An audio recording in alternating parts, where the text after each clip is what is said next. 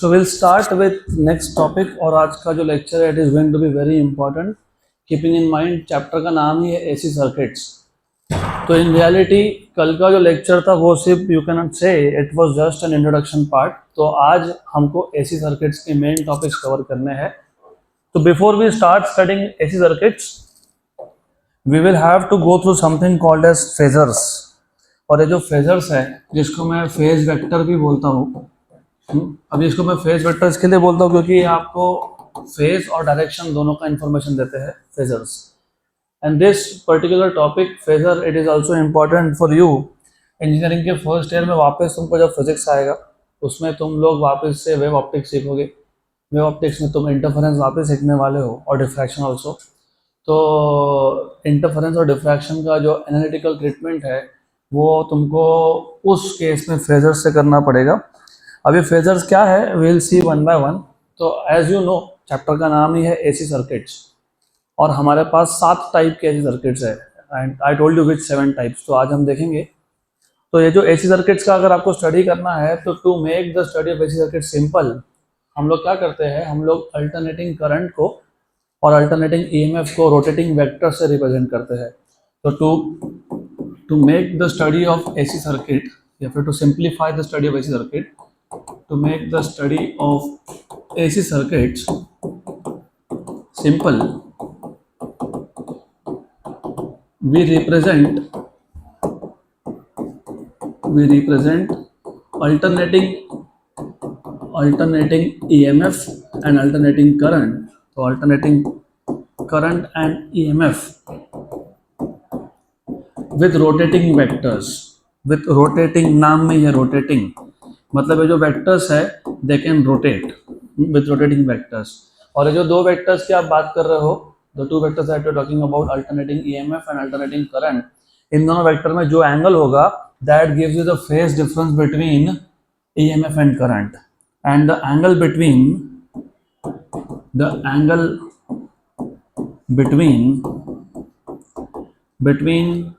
between the two vectors representing alternating current and EMF, so the angle between them gives the phase difference between them. अब ये what is the meaning of this वो भी बताता हूँ detail में। between them तो सबसे पहले एज यू रिमेंबर मैंने कल के लेक्चर में आपको बताया था कि अब तक तुम डीसी सर्किट्स की बात कर रहे थे। डीसी सर्किट्स में as soon as you connect a battery मतलब source of EMF, you get current instantaneously. तुमने बैटरी कनेक्ट किया तुमको करंट मिल गया, इमीडिएटली करंट मिल गया। लेकिन एसी सर्किट्स में ऐसा नहीं होता है। एसी सर्किट्स में there are 3 possibilities that you connect a cell मतलब ईएमएफ का सोर्स तुमने लगाया और आपको इमीडिएटली करंट मिला, उसको बोलते हैं नो लीड नो लैग। और उस केस में करंट और ईएमएफ दोनों का जो इक्वेशन होता है वो सेम होता है। सेम मतलब दोनों में साइन या दोनों में कॉस। तो no lead no lag. But then there are circuits जो आज हम सीखेंगे। अगर आपने ईएमएफ का सोर्स कनेक्ट किया तो आपको करंट मिलता है लेकिन इमीडिएटली नहीं मिलता है, after a certain delay, right. तो उस केस में हम लोग बोलते हैं EMF is leading and current is lagging. कभी कभी हम लोग सर्किट में वोल्टेज सोर्स की जगह पे ईएमएफ सोर्स की जगह पे हम लोग करंट सोर्स लगाते हैं। तो हमने करंट का सोर्स कनेक्ट कर दिया और हमको करंट तो इमीडिएटली मिला लेकिन जो वोल्टेज है वो थोड़ी देर के बाद मिला, तो उसको बोलते हैं हम लोग current is leading and voltage is lagging. तो डीसी सर्किट्स में ये प्रॉब्लम ही नहीं था। डीसी सर्किट्स में as soon as you connect a battery और an EMF you get current instantaneously.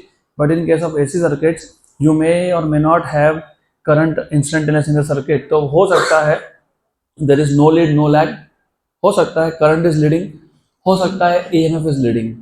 तो बेसिकली कौन लीड कर रहा है कौन लैग कर रहा है ये बताने के लिए ये जो रोटेटिंग वेक्टर्स हम लोग यूज करने वाले हैं, तो हम लोग अल्टरनेटिंग ईएमएफ को और अल्टरनेटिंग करंट को रिप्रेजेंट करने वाले किससे, with the help of rotating vectors. और जो रोटेटिंग वेक्टर्स है इनमें जो एंगल होगा मतलब angle between vector of EMF and vector of current, इसमें जो एंगल होगा वो आपको बताएगा फेज डिफरेंस। तो इफ अगर ऐसा है कि दोनों में कोई एंगल ही नहीं है, both are in the same direction, zero angle, it means no lead no lag. Good, मतलब you will learn today the circuit will be resistive.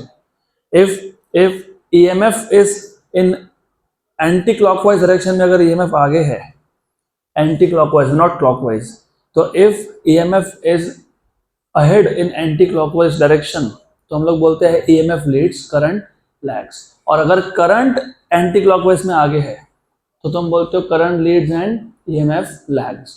तो ये हमको सब सीखना है आज।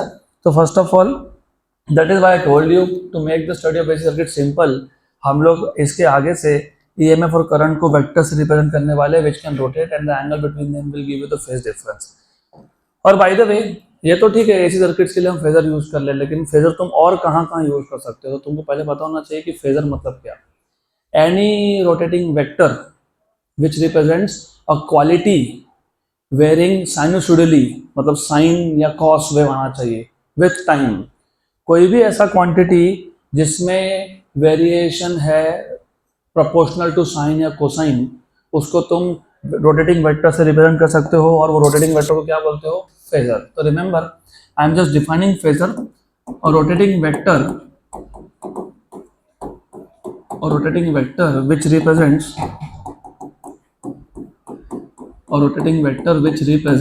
a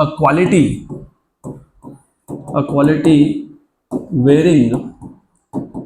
वेरिंग साइनोसॉइडली, साइन या कॉस होना चाहिए, साइन या कॉस के लिए चाहिए, so which varying sinusoidally important है, you cannot use it for any other function, तो it has to be varying sinusoidally and with time।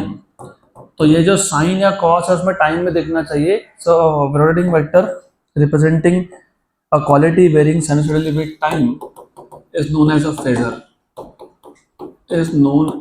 phasor, and a diagram representing phasors is called as a phasor diagram। तो वो हमको काम में आएगा। and a diagram representing phasors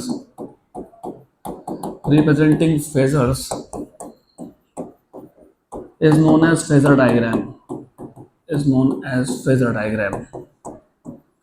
good.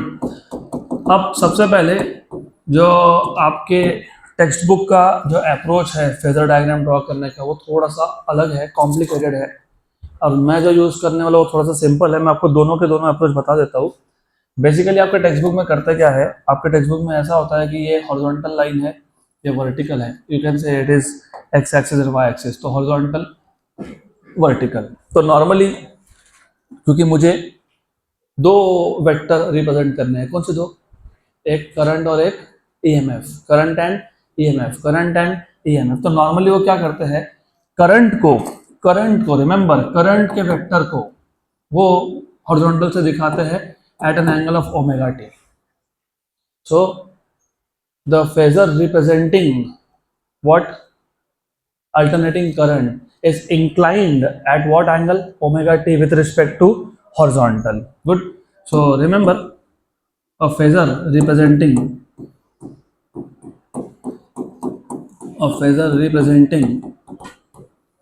current, of course alternating current, is inclined at angle omega t with respect to horizontal।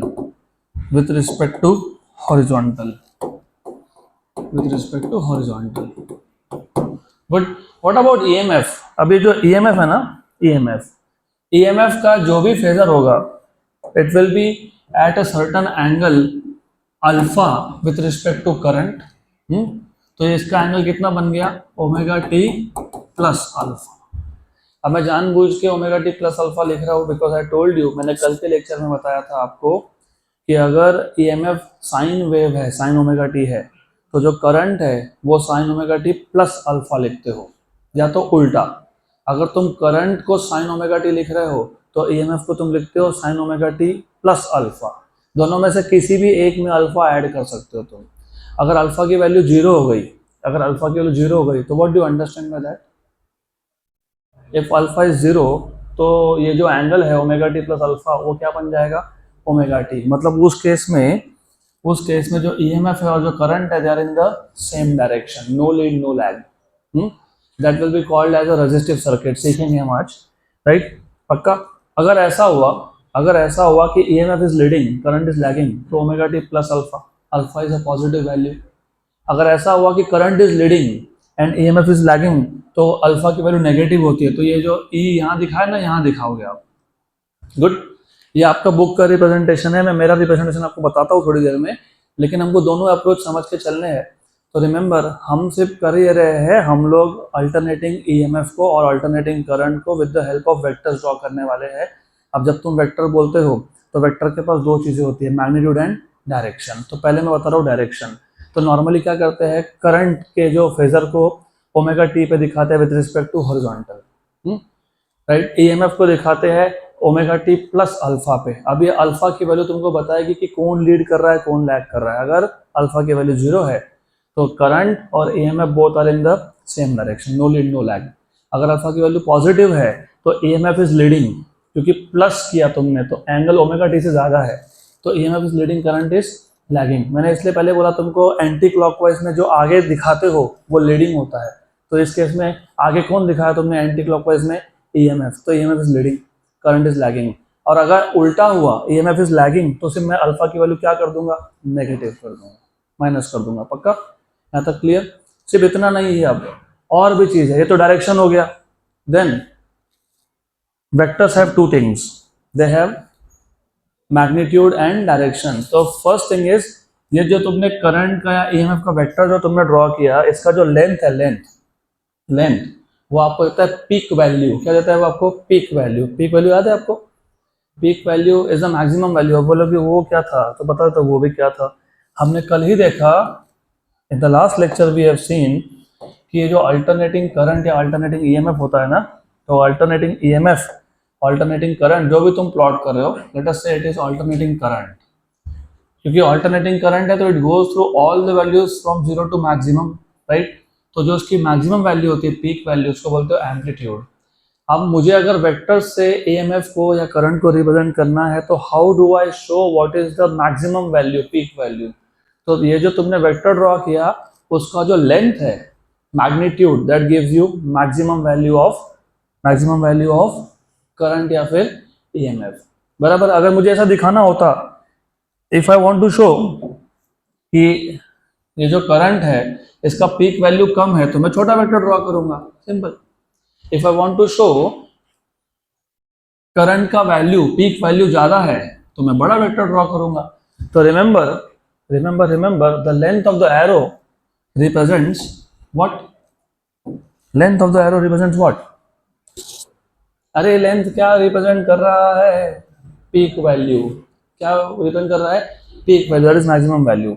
So phasor representing current is inclined at an angle omega t with respect to horizontal, and a phasor inclined at, and जैसे यहाँ पे phasor which is at angle omega t, it is current vector, वैसे ही a phasor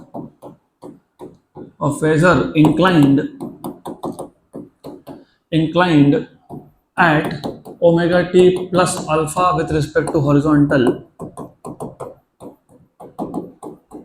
represents EMF, and remember ये जो alpha है, it can be 0 or positive or negative. Good. Then the length of the phasor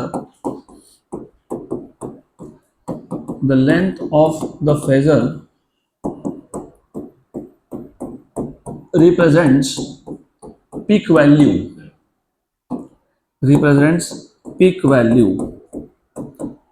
of the signal. Signal मतलब या तो current या फिर EMF। गुड। तो ऐसा है कि ये it is not a joke, तुम पूरे के पूरे सिग्नल को दो वेक्टर से बता रहे हो। You are giving all the information about two signals. In fact, you are not only giving the information about signal, you are telling which type of circuit is that. अगर EMF lead कर रहा है, that is a particular type of circuit. अगर current lead कर रहा है, that is another type of circuit. जब lead lag नहीं है, that is another type of circuit. साथ में तुम बता रहे हो दोनों में फेज डिफरेंस कितना है, साथ में तुम बता रहे हो कि उनका पीक वैल्यू कितना है, साथ में तुम ये बताओगे अब what is the instantaneous value. अभी इंस्टेंटेनियस वैल्यू का मतलब क्या, as I just told you, और हमने कल देखा था कि ये जो EMF है या ये जो करंट है, ये ऑल्टरनेटिंग है। तो ऑल्टरनेटिंग में जो वैल्यू है वो तो चेंज होती रहती है। तो मुझे अगर किसी एक पर्टिकुलर इंस्टेंट ऑफ टाइम पे पता करना है what is the value, I repeat again, ये करंट का वेव फॉर्म है। अगर यहाँ पे करंट की वैल्यू 0 है, यहाँ पे करंट की वैल्यू मैक्सिमम है, यहाँ पे करंट की वैल्यू इन बिटवीन है, और ये तुम यहाँ प्लॉट करते हो ओमेगा टी, मतलब यू आर बेसिकली सेइंग कि जो करंट या ईएमएफ की वैल्यू है वो विथ टाइम चेंज हो रहा है। अगर मुझे पता करना है इंस्टंटेनियस वैल्यू क्या है, इंस्टंटेनियस वैल्यू ऑफ करंट और ईएमएफ, तो हम लोग क्या करते हैं, हम लोग प्रोजेक्शंस देखते हैं। याद है क्या प्रोजेक्शन? वेक्टर्स में ही सीखा था मैंने, इसलिए बोला था कि वेक्टर्स बहुत काम की चीज़ है।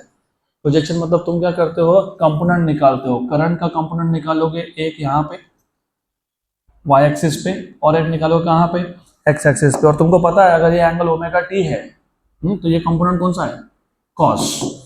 तो ये हो गया तुम्हारा I cos omega t. Actually I should say I not, क्योंकि मैंने अब भी बोला ये पीक वैल्यू देता है तुमको, तो I nought cos omega t. I just told you that the length of the vector gives you what? It gives you the peak value, maximum value. और अगर मैं y कंपोनेंट देखता हूँ, y कंपोनेंट, करंट का y component, तो वो क्या आएगा, क्या आएगा, I0 sin ओमेगा t। तो projection along y axis gives you sin component and along x axis gives you cos component। Clear यहाँ तक, पक्का पक्का? तो I hope everything about phasor is clear. मैं ज़्यादा लिखूंगा नहीं, बाकी आपको नोट्स में मिल जाएगा। तो I just want you to know two things. अभी मैं मेरे नोटेशन में भी आ रहा हूँ, पर पहले तुमको ये पूरा वापस से एक बार रिवाइज करवा देता हूँ। तो रिमेंबर, फेजर क्यों यूज करना है, क्योंकि एसी सर्किट का एनालिसिस करना it becomes very easy when you use phasors. So remember, to make the study of AC circuit simple, we represent alternating EMF and current with the help of rotating vectors which are known as phasors। लेकिन phasor हम कहाँ use कर सकते हैं, हम लोग phasor सिर्फ उस पर्टिकुलर क्वांटिटी या क्वालिटी के लिए यूज कर सकते हैं जो वेरी हो रहा है as a sine wave and depends on time. और रोटेटिंग वेक्टर लिखा ना हमने यहाँ पे हमने लिखा, क्या लिखा हमने, rotating vector which represents a quality varying sinusoidally with time is known as a phasor. तो किसी भी चीज को तुम फेजर से नहीं रिप्रेजेंट कर सकते हो, you can only show, for example SHM, याद है कि सिंपल हार्मोनिक मोशन में डिस्प्लेसमेंट था which depends on sine, extension depends on sine, velocity depends on sine या कॉस, बराबर। तो उस केस में भी तुम फेजर से रिप्रेजेंट कर सकते हो, तो तुमको फेजर पूरा इंफॉर्मेशन दे देता है। तो यहाँ पे जो लेंथ ऑफ द फेजर है it gives you peak value and the projections along y-axis या फिर along x-axis gives you instantaneous values, and the angle between the phasor of current and the phasor of EMF tells you what is the phase difference between the two। तो अब हम ऐसा करेंगे, ये phasors को हम लोग अप्लाई करेंगे अलग अलग टाइप के एसी सर्किट्स पे, राइट। लेकिन उससे पहले एज आई टोल्ड यू, इनका अप्रोच क्या है, इन लोगों ने ना करंट के वेक्टर को हॉरिजॉन्टल से कुछ एंगल पे दिखाया ओमेगा टी, और फिर करंट से EMF is at certain extra angle, extra या फिर लेस, प्लस अल्फा या माइनस अल्फा। मैं क्या करता हूं, मैं ऐसा करता हूं, करंट को, रिमेंबर करंट को हमेशा मैं एक्स एक्सिस पे, हॉरिजॉन्टल एक्सिस पे फिक्स कर दूंगा। तो इन माय नोटेशन मैं हॉरिजॉन्टल से सम एंगल ओमेगा टी पे करंट दिखाता ही नहीं हूं, I will show directly horizontal as current. अब इमेजिन अगर ऐसा सर्किट है जिसमें लीड लैग नहीं है, there is no lead no lag, मतलब current and EMF both have same form, दोनों साइन साइन या दोनों कॉस कॉस, तो नो लीड नो लैग, तो ईएमएफ भी मैं यहीं दिखाऊंगा अलॉन्ग हॉरिजॉन्टल। अगर ईएमएफ लीड कर रहा है तो मैं यहाँ दिखाऊंगा एंटी क्लॉकवाइज में आगे, अगर लैग कर रहा है तो मैं यहाँ दिखाऊंगा। गुड। तो कई जगह पे ये नोटेशन यूज करना, ये ज़्यादा सिंप्लीफाइड वर्जन है, हम देखेंगे कहाँ कहाँ हम अप्लाई कर सकते हैं। तो now we will move ahead with different types of AC circuits. है क्या ऐसा टॉपिक, अगला टॉपिक क्या, अगला topic different types of AC circuits. तो different types of AC circuits, different types of AC circuits. As I told you in the last lecture, हमको total 7 type के AC circuit देखने हैं, 7। उसमें से सबसे पहला है AC connected across AC applied across a pure resistor, फिर AC applied pure across a pure inductor, AC applied to a pure capacitor, बराबर। उसके बाद है सीधा आपके बुक में AC applied to a series combination of inductance, resistance and capacitance। ये 4 हुए, ये कितने हो गए? 4, एक्चुअली 7 है। वो 7 कैसे हो देखते हैं हम लोग। तो सबसे पहले first type of circuit that we will study is AC applied to a pure resistor. AC applied to a pure resistor. Again, हर बार जब थ्योरी टॉपिक आता है तो I give you some tricks on how to remember, how to write in exam, तो अभी बता दूंगा। और again textbook का अप्रोच थोड़ा सा अलग है, मेरा अप्रोच थोड़ा सा अलग है, आंसर सेम ही आने वाला है, इक्वेशन सेम बनने वाले हैं। इससे प्रॉब्लम ये है टेक्स्ट बुक में किसी एक या दो टॉपिक में तुमको जो अप्रोच दिया वहाँ पे तुमको इंटीग्रेशन करने की जरूरत पड़ सकती है। मैं डेरिवेटिव्स से डिराइव करता हूँ, तो इसलिए जो जो तुमको मैं ट्रिक्स देने वाला हूँ उसको वैसा ही याद रखो। AC applied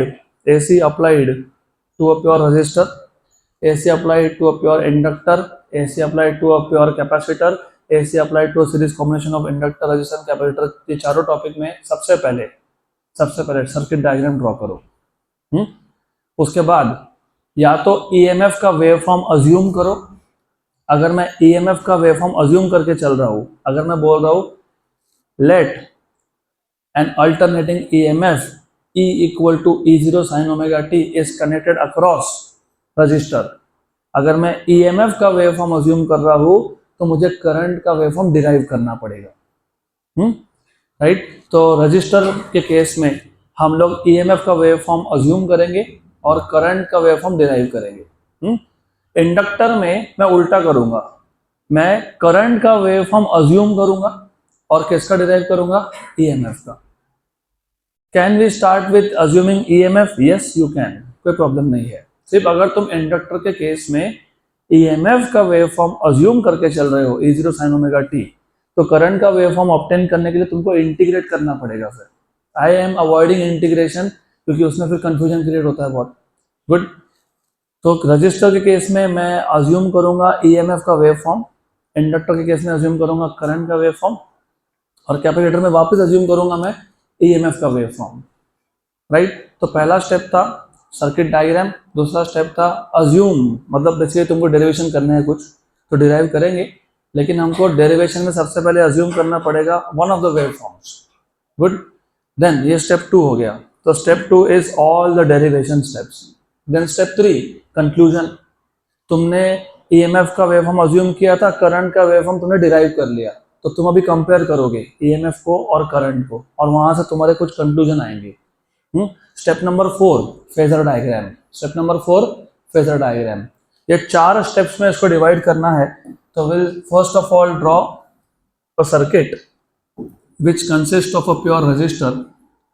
तो हमारे पास एक सर्किट है जिसमें प्योर रजिस्टर है, इसलिए मैंने पहले से ही बोल दिया AC apply to a pure resistor या AC connected across a pure resistive circuit.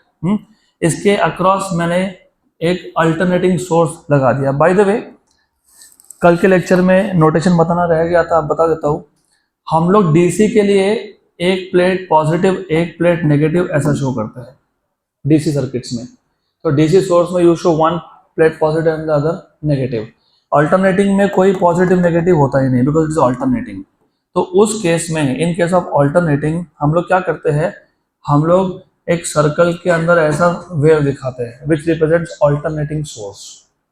You can not show positive negative, you can not show polarity क्योंकि चेंज हो रहा है। और यहाँ पे लिख देते हैं E, so which represents that this is an alternating source of EMF, correct. और करंट की डायरेक्शन कभी दिखाओगे नहीं यहाँ पे क्योंकि ये बाय डायरेक्शनल करंट है। DC में हमको पता है करंट का डायरेक्शन एक ही होता है, तो हम लोग वहाँ पे करंट का डायरेक्शन दिखाते हैं।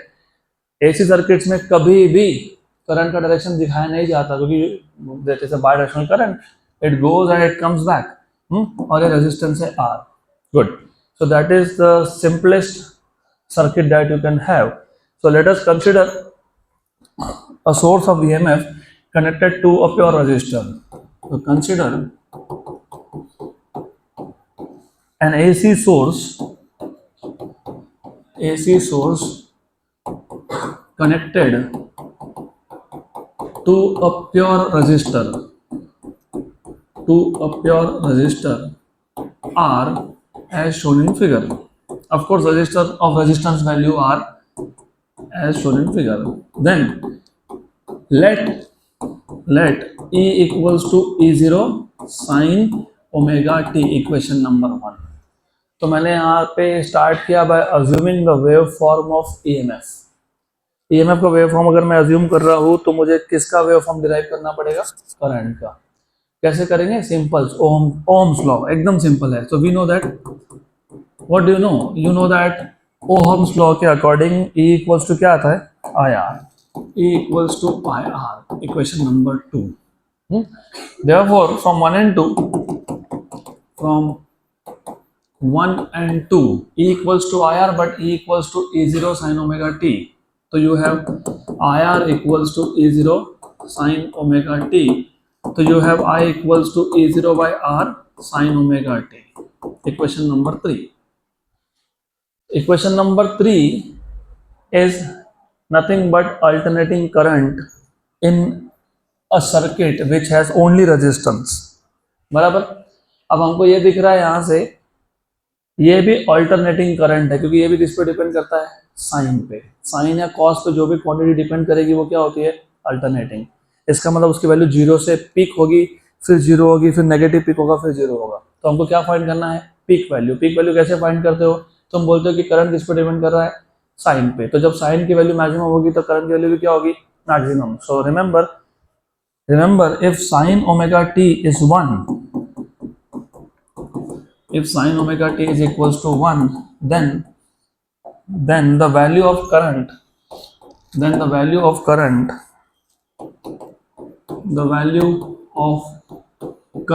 is तो सब्स्टिट्यूट करो तो sin omega t को 1 लिखो तो यहाँ पे तो क्या हो गया? If you put sin omega t as 1, क्या आ जाएगा? E0 by R. और इसको हम लोग बोलते हैं मैक्सिमम वैल्यू ऑफ करंट, या इसको बोलते हैं पीक वैल्यू ऑफ करंट. सिर्फ नोटेशन चेंज कर दिया. I max या फिर I नॉट हम लोग उसको बोल देंगे. तो you have the peak value of current as E0 by R. Therefore from 3 and 4, from equation number 3 and 4, what do you see? I equals to E0 by R. What is E0 by R? I0 sin omega t. Equation number 5. Picture अभी शुरू ही हुआ है, थोड़ा लंबा picture है, एक एक step follow करो, इसलिए मैं अभी बहुत धीरे धीरे जा रहा हूँ. अगर आपको याद होगा, मैंने कल तीनों के तीनों बैच में बताया था आपको, तीनों बैच में बताया था कि EMF का पीक वैल्यू करंट के पीक वैल्यू से ज़्यादा होता है. और मैंने बताया था तुमको, रीजन कल समझेगा. What is the peak value of EMF? E0. और उसको तुम डिवाइड कर रहे हो. डिवाइड करो तो नंबर छोटा होगा कि बड़ा होगा? छोटा होगा. बड़ा कब होता है? जब रेजिस्टेंस 1 से छोटा हो. तो यहाँ पे अजम्पशन है रेजिस्टेंस इज ग्रेटर देन 1. तो ये number it is a smaller number. तो E0 by R is less than E0. इसका मतलब करंट का जो पीक वैल्यू है वो EMF के पीक वैल्यू से कम है. गुड. और ये इक्वेशन नंबर 5 तुमको देता है वेव फॉर्म ऑफ करंट. अब ये इक्वेशन नंबर 5 और इक्वेशन नंबर 1 इनको कंपेयर करना पड़ेगा टू हैव कंक्लूजन्स, क्योंकि मैंने तुमको वही बोला, step by step diagram, circuit diagram, उसके बाद डेरिवेशन.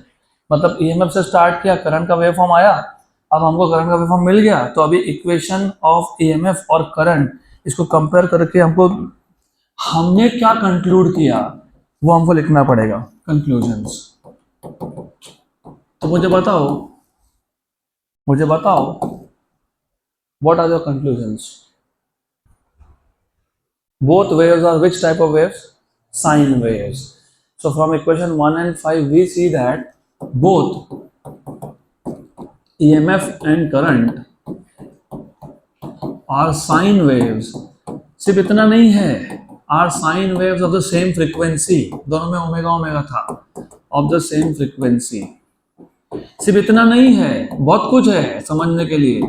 फिर जब फ्रीक्वेंसी सेम हो ना, तो उसका मतलब ये भी होता है कि दोनों का मिनिमम वैल्यू और दोनों का मैक्सिमम वैल्यू सेम टाइम पे आने वाला है. So it means they will have their peak values at the same instant of time.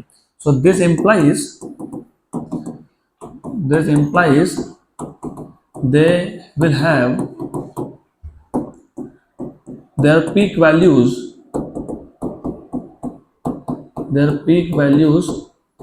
at same instant of time,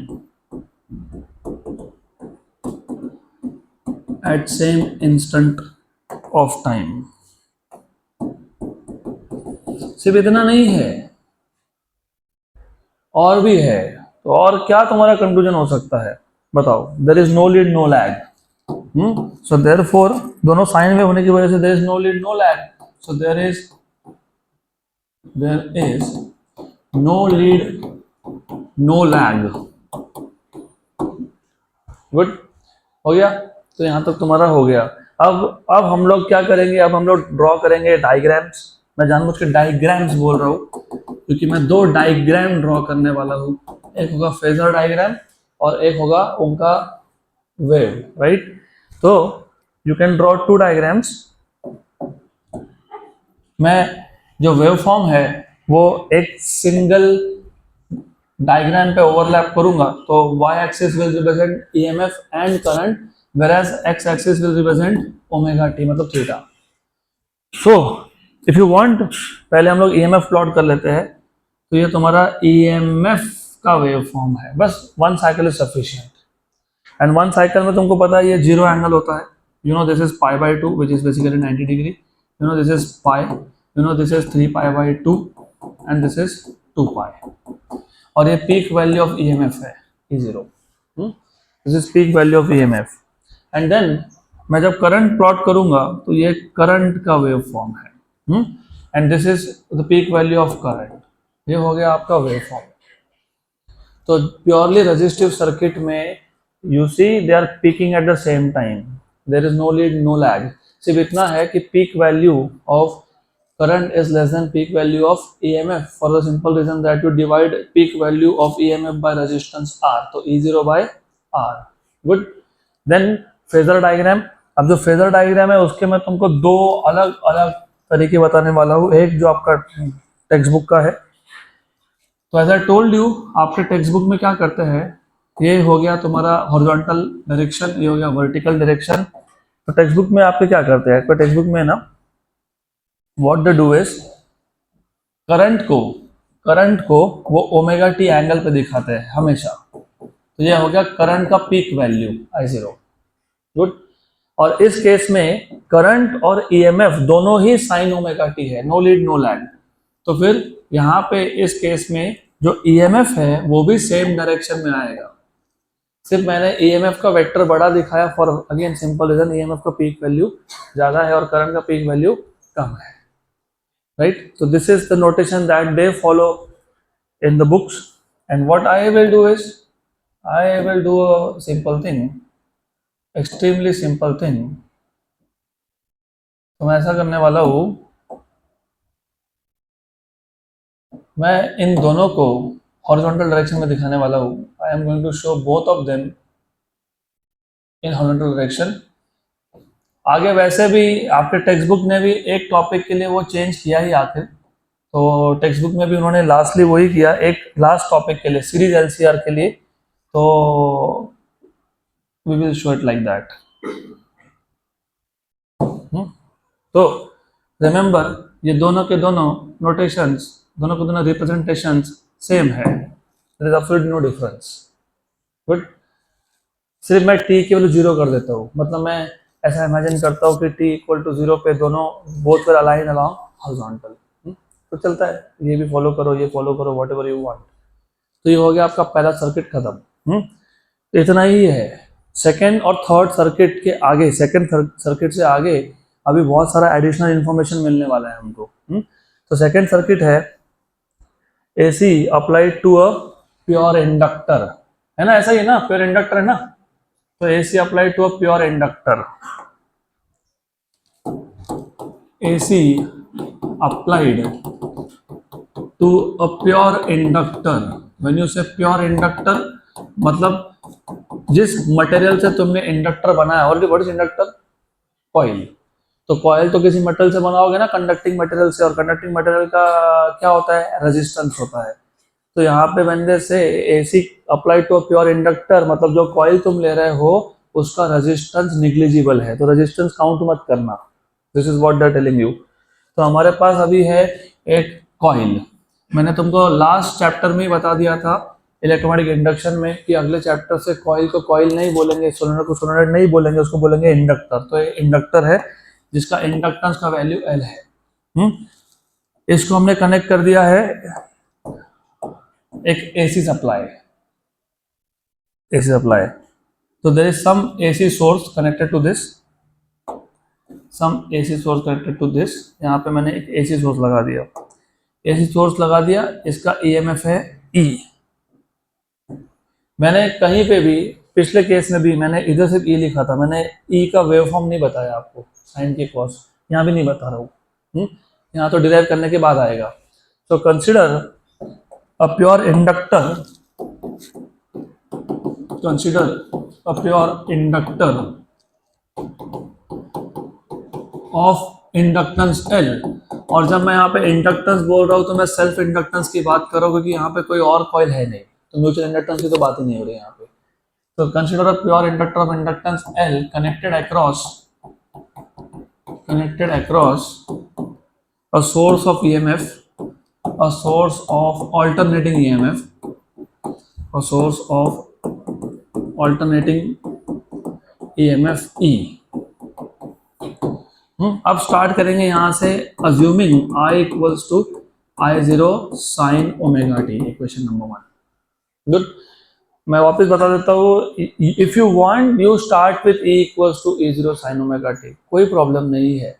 सिर्फ प्रॉब्लम ये आएगा, यहां से स्टार्ट करोगे तो डिफरेंशिएट करके तुमको E मिल जाएगा। क्यों मिल जाएगा? उसका रीजन है, what is Lenz law? Lenz law, E equal to minus d phi by D t. And what is phi for a self inductor? L I. Phi क्या होता है? एल आई। एल आता है बाहर, तो E क्या बन जाता है? Minus L D I by D T, D I by D T, differentiate. तो अगर तुम I का इक्वेशन लेके चल रहे हो ना, तो तुमको डिफरेंशिएट करना पड़ेगा। अगर तुम E लेके चल रहे हो तो तुमको ये dt को लेफ्ट हैंड साइड में लाना पड़ेगा, फिर इंटीग्रेट करना पड़ेगा। तो I normally avoid including integrals here. Simple है तो सिंपल रखो उसको, क्यों हम लोगों को कॉम्प्लिकेट करना है? तो I will not do that, मैं सिंपल ही रखने वाला हूँ इसको। तो let I equals to I0 sine omega t. यहाँ तक क्लियर? पक्का? अब रिमेंबर, अब इसके आगे इंटरेस्टिंग है, यू नो ये अल्टरनेटिंग करंट है। What is the meaning of alternating current? Bidirectional, तो it goes forward, it comes backward. अब अगर करंट अल्टरनेटिंग, और तुमको पता है जब तुम इंडक्टर में से करंट पास करते हो तो क्या प्रोड्यूस होता है? मैग्नेटिक फ्लक्स होता है ना। लेकिन वो तो हमने डीसी सर्किट में सीखा था, ये तो एसी सर्किट है। डीसी सर्किट में यूनिडायरेक्शनल करंट था, तो क्या हुआ? फ्लक्स धीरे धीरे प्रोड्यूस हुआ और मैक्सिमम फ्लक्स बन गया। और वो मैक्सिमम फ्लक्स बनाने में कितना वर्क डन हुआ? हाफ एल आई स्क्वायर, बराबर। यहाँ क्या है कि यहाँ पे करंट स्टेबल नहीं है, करंट बढ़ता है, जीरो होता है, नेगेटिव साइड में पिक करता है, फिर जीरो होता है। तो यहाँ तो करंट ही चेंज हो रहा है। So since the current is alternating, तो flux link with the coil will also keep on changing. और जब फ्लक्स चेंज होता रहेगा, जब तक फ्लक्स चेंज होता रहेगा, क्या इंड्यूस होता रहेगा? ईएमएफ। क्या इंड्यूस होता रहेगा? ईएमएफ। और अगर आपको याद होगा, वो जो ईएमएफ होता है इंड्यूस, वो ओरिजिनल ईएमएफ को क्या होता है? अपोजिट। क्या होता है? इसलिए उसको बैक ईएमएफ बोलते हैं। यहाँ पे क्या बोलते हैं? Back EMF. तो since the current is alternating,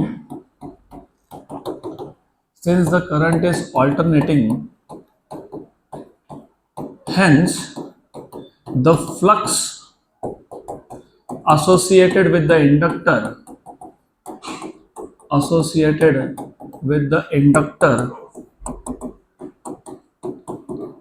keeps changing, and hence an EMF is induced,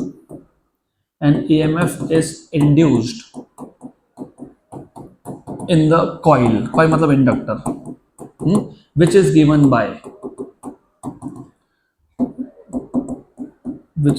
by तो how do you give this EMF? E equals to याद है क्या, minus L D I by D t. मैं इसको E equal to minus d phi by D T लिख सकता था, फिर फाई को एल आई लिख सकता था, फिर एल वापस से बाहर निकालता, ठीक है, पर पता ही है तो डायरेक्ट लिख दो ना, you know all this now. और इसको बोलेंगे बैक ईएमएफ। क्या बोलेंगे? Back EMF. बैक क्योंकि बैक फायर करता है, ये जो भी अप्लाइड ईएमएफ था उसको अपोजिट डायरेक्शन में होता है, तो इसलिए इसको ई बैक बोलते हैं। इसका मतलब सर्किट में एक नहीं दो ईएमएफ है, एक जो तुमने एसी से लगाया और एक जो इसमें इंड्यूस हो गया बैक ईएमएफ, ई बैक। अब इंटरेस्टिंग है क्योंकि तुमको अभी करंट इलेक्ट्रिसिटी भी पता होना चाहिए, Kirchhoff law. Have you learn there are two Kirchhoff law, एक था किरचॉफ करंट लॉ जिसको तुम किरचॉफ जंक्शन लॉ बोलते हो, जिसको तुम किरचॉफ फर्स्ट लॉ भी बोलते हो, एक था किरचॉफ लूप लॉ जिसको तुम किरचॉफ सेकंड लॉ या फिर केवीएल बोलते हो, Kirchhoff voltage law. What is Kirchhoff voltage law? The sum of all the EMF potential drops मतलब EMF in a closed loop is equal to zero. तो according to Kirchhoff voltage law KVL you have two EMF, इन दोनों का summation क्या होना चाहिए? Zero. So according to KVL Kirchhoff's voltage law summation of all the EMF in a closed loop is zero। यहाँ पे दो EMF थे, एक था जो ओरिजिनल EMF था और एक जो था वो इंड्यूस EMF है बैक EMF, इक्वल टू होना चाहिए जीरो। क्या होना चाहिए? जीरो। लेकिन ये ई बैक क्या है? Minus L D I by D T है। तो from 1 and 2 from equation number 1 and 2 you have E minus L D I by D T equals to zero. कुछ नहीं है, ई बैक की जगह पे सिर्फ minus L D I by D T लिख दिया मैंने, तो therefore you have E equals to L D I by D T. Therefore you have E equals to L d d t of I. What is I? I nought sine omega T.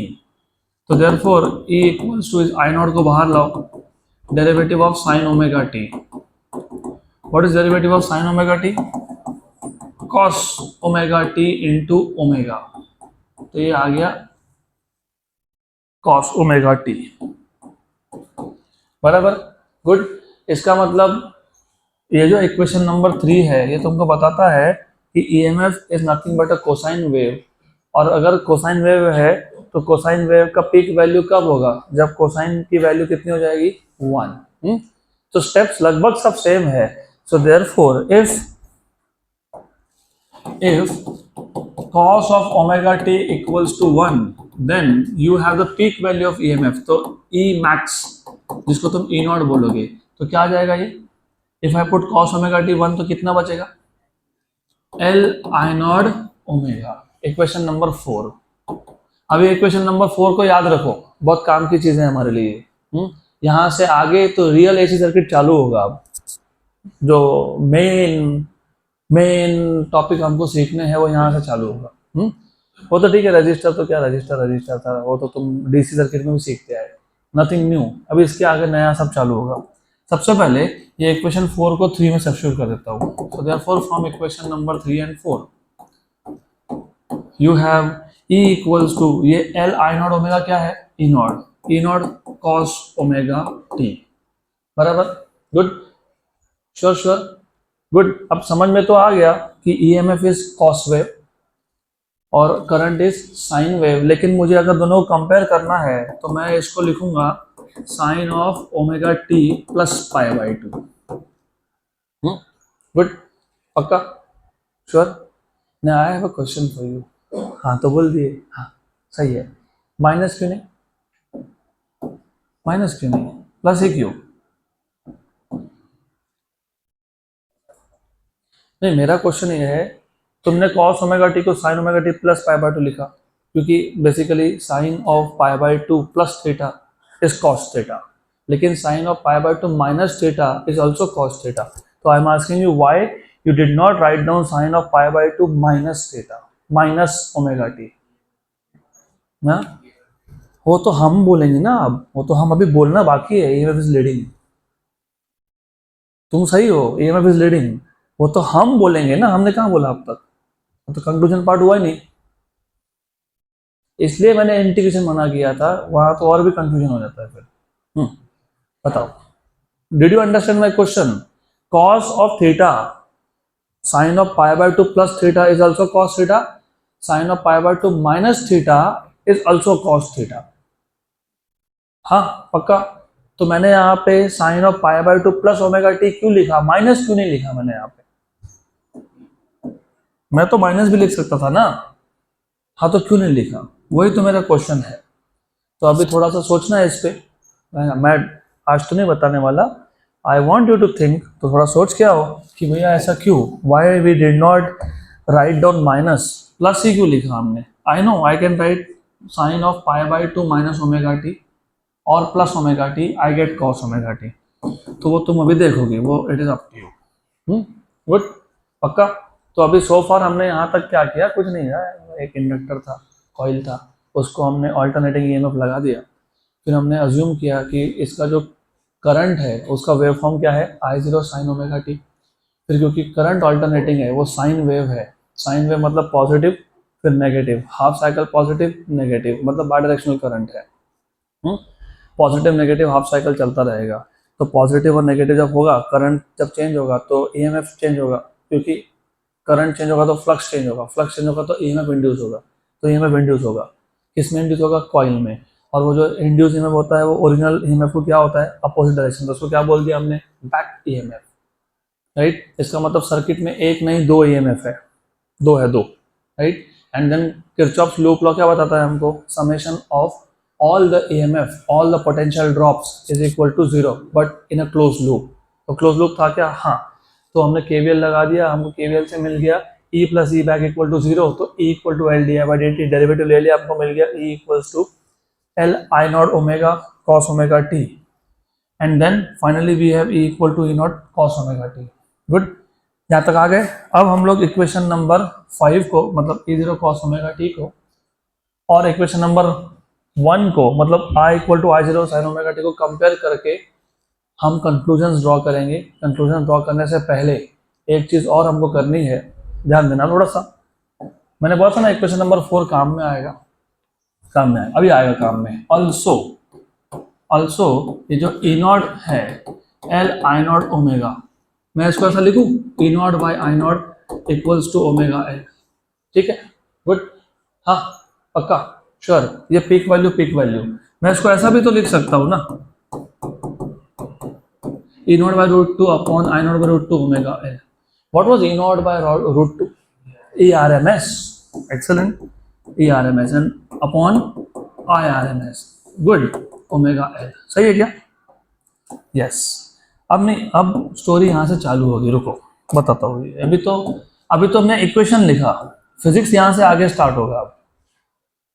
अच्छा, अब एक बात बताओ, अगर मेरे पास एक ohmic circuit होता, ohmic circuit basically एक रजिस्टर है जिसमें डीसी कनेक्टेड है, उसको ओहमिक सर्किट बोलते हो, जिसमें ओहम्स लॉ एप्लीकेबल है। So we know that for an ohmic circuit,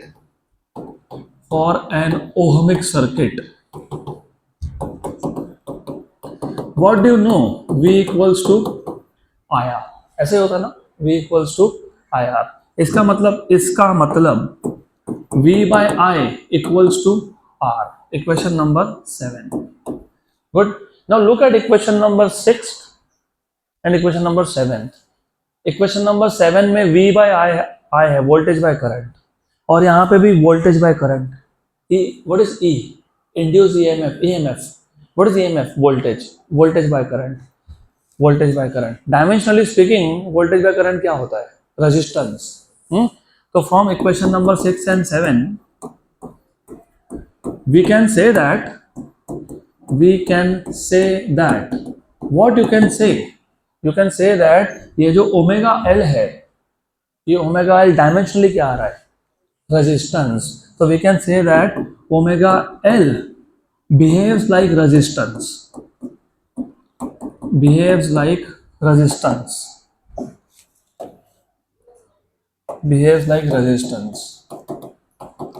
लेकिन इस सर्किट में रेजिस्टेंस था क्या, था ही नहीं, लेकिन रेजिस्टेंस जैसे क्वांटिटी आ गया तो इस क्वांटिटी को हम लोग बोलते हैं, पता है क्या बोलते हैं? रिएक्टेंस। क्या बोलते हैं? रिएक्टेंस। क्या बोलते हैं? रिएक्टेंस। लेकिन ये रिएक्टेंस किसने ऑफर किया? इंडक्टर ने। तो इसलिए इसको बोलते हैं इंडक्टिव रिएक्टेंस। सो देयरफॉर ये जो क्वांटिटी है omega L is the effective resistance, is the effective resistance offered bye, ये रेजिस्टेंस किसने ऑफर किया? और रेजिस्टेंस तो था ही नहीं ना, किसने किया? इंडक्टर ने। So omega L is the effective resistance offered by, किसने किया? किसने रेजिस्टेंस ऑफर किया? By inductor. कौन से करंट को? एसी की डीसी? एसी। तो 2N AC current and is known as inductive reactance, inductive reactance। Dimensionally ये भी रेजिस्टेंस है, इसलिए इसका ऐसा यूनिट ओम ही है। तो इसको भी किससे नोट करते हो, मेजर करते हो? ओम में, right. It is denoted by, an is denoted by, इसको डिनोट करते हैं हम लोग x सफिक्स l से, x suffix l। So it is denoted by xl, therefore xl equal to omega l, बराबर। ERMS by RMS, ERMS by IRMS क्या आया था? Omega l। लेकिन डायमेंशनली ये क्या है? रेजिस्टेंस। लेकिन रेजिस्टेंस तो था नहीं सर्किट में, कौन था? इंडक्टर। तो ये रेजिस्टेंस किसने ऑफर किया? इंडक्टर ने। किसको ऑफर किया? AC करंट को। तो इसको क्या बोल दिया? Inductive reactance. Reactance word use किया ना? हाँ, reactance. Good good, right, good. Then इसको डिनोट करोगे किससे? XL। लेकिन what is omega? 2πf, where f is the frequency of alternating source। ये जो अल्टरनेटिंग सोर्स है, जैसे तुम्हारे घर में सप्लाई आता है 220 वोल्ट एट 50 हर्ट्ज का फ्रीक्वेंसी, 50 हर्ट्ज मतलब एक सेकेंड में 50 टाइम्स पोलैरिटी चेंज हो रहा है, और वो जो फ्रीक्वेंसी है वो तुम चेंज कर सकते हो। तो ये फ्रीक्वेंसी एफ मतलब वो फ्रीक्वेंसी। तो this is a frequency at which the voltage is alternating. तो ये आ गया आपका X L equal to omega L या फिर 2πfl। गुड। अब हम लोग हमारे कंक्लूजन्स में आएंगे। तो कंक्लूजन्स वही 2-3 कंक्लूजन्स, और मैंने नोट्स भी वैसे बनाए हैं, या फिर ये भी तुम्हारे नोट्स ही हो गए, तो ये PDF फॉलो कर लेना। हर एक इस टाइप के टॉपिक को मैं सेम सीक्वेंस में रखता हूँ, तो you have to just remember one and बाकी सब हो जाएगा आपका। तो इसमें क्या तुमने पहला कंक्लूजन किया था? Both EMF and current are sine waves of the same frequency, बराबर। अगले केस में दोनों साइन वेव ही है, साइन ही है, क्योंकि हमने साइन लिखा ना यहाँ पे। Cos is a sine wave only, cos ये साइन वेव ही होता है, सिर्फ cos is a sine wave which leads by π/2। तो both are sine wave of the same frequency. या तुमको बोलना है तो तुम बोलो, कोई दिक्कत नहीं। You can say we see that current is a sine wave,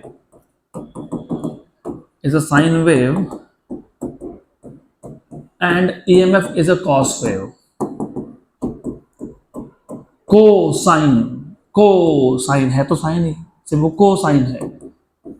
good, पक्का। कॉम्प्लीमेंट्री साइन, पता है कॉम्प्लीमेंट्री का मतलब क्या होता है? पता है आपको मैथमेटिक्स में? कॉम्प्लीमेंट्री का मतलब होता है एक दूसरे के उल्टे। मतलब जैसे साइन की वैल्यू जब 0 है, 0 एंगल पे, तब कॉस की वैल्यू मैक्सिमम है, इसलिए इसको कोसाइन बोलते हैं, ऐसा cosine.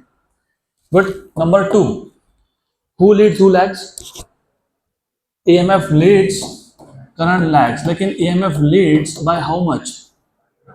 Leeds by π/2 radians and current lags by π/2 radians. इतना सफिशिएंट है बताना। पीक वैल्यू तो हमको पता ही है कि पीक वैल्यू जो है वो करंट का कम ही आने वाला है। इसके बाद तुम्हारा काम क्या था? To draw diagrams. फिर यहाँ पे वही 2 डायग्राम्स आएंगे, एक आएगा वेव और एक होगा फेजर। फिर वही, एंड देन यहाँ पे तुम प्लॉट करोगे omega t which is of course theta. I will put some values here, 0, then π/2, then pi, then 3π/2, then 2π, then 5π/2। सिर्फ एक एक्स्ट्रा डाल दिया यहाँ पे। ईएमएफ कौन सा वेव है? कॉस। कॉस के लिए 0 पे मैक्सिमम वैल्यू होती है ना। गुड, ऐसा आएगा। चेक कर लो, cos 0 is maximum, cos pi by 2 is 0, cos pi is negative maximum, 3 pi by 2 is 0, 2 pi is maximum and बराबर बराबर। गुड, देन ये तुम्हारा कौन सा है? कौन है ये? ईएमएफ। उसके बाद क्या? करंट। करंट क्या है? Sine wave. Sine wave. तो ये आ गया आपका sine wave. Just a minute. Okay, ये आ गया तुम्हारा साइन वेव। हो गया, ऐसा एक दिया होगा डायग्राम। गुड, और ये हो गया peak value of current I0। Then phasor diagram. अब फेजर डायग्राम दो टाइप से तुम ड्रॉ कर सकते हो। फेजर डायग्राम तुम दो टाइप से ड्रॉ कर सकते हो। पहला तुम्हारा जो बुक का नोटेशन है मैं वही रखता हूँ, दूसरा जो मेरा नोटेशन है वो दे देता हूँ। अभी बुक के नोटेशन के हिसाब से पहले ये बताओ कौन लीड कर रहा है कौन लैग कर रहा है? ईएमएफ लीड कर रहा है, करंट लैग कर रहा है। लेकिन तुमने तुम्हारे बुक के नोटेशन के हिसाब से करंट हमेशा तुम दिखाते हो at what angle? Omega t with respect to horizontal. और ये क्या है? पीक वैल्यू ऑफ करंट है। Who is leading? EMF by how much? Pi by 2। तो जो लीड कर रहा है उसको एंटी क्लॉकवाइज में 90 डिग्री आगे दिखाना पड़ेगा, एंटी क्लॉकवाइज में। तो ये हो गया तुम्हारा phasor diagram, simple. This angle is pi by 2। Good, अगर मैं मेरा नोटेशन यूज करूं तो it is pretty simple, because I will just put I0 here, this is I0, and then I will put EMF at 90 degree with respect to this. Good, तो ये आ जाएगा आपका phasor diagram for the same. This is E0, this is pi by 2। now the clear? This is of course simpler one, comparatively ये simple है उससे तो compare किया तो। इसको भी ड्रॉ करने के दो तरीके हैं, इसको भी मैं दो तरीके से ड्रॉ कर सकता हूँ। तो बोलोगे ऐसा कैसा? कुछ नहीं करूँगा मैं, यहाँ पे दिखा दूंगा E0 और यहाँ दिखा दूंगा I0, है ना? वही है ना? हाँ, टेक्स्ट बुक में I told you there are different ways of drawing the same. तो तुमको वैसा करना है तुम वैसा भी कर लो, दैट इज फाइन। सिर्फ एंटी क्लॉकवाइज में ईएमएफ आगे दिखाना है बाय 90 डिग्री। तो if you want you can do that also, कोई दिक्कत नहीं है। और वो क्यों दिया तुमको पता है? उन्होंने अप्रोच इंटीग्रेशन का यूज किया होगा, इसलिए। Okay, good. तो बाकी का हम देखेंगे अभी नेक्स्ट लेक्चर में।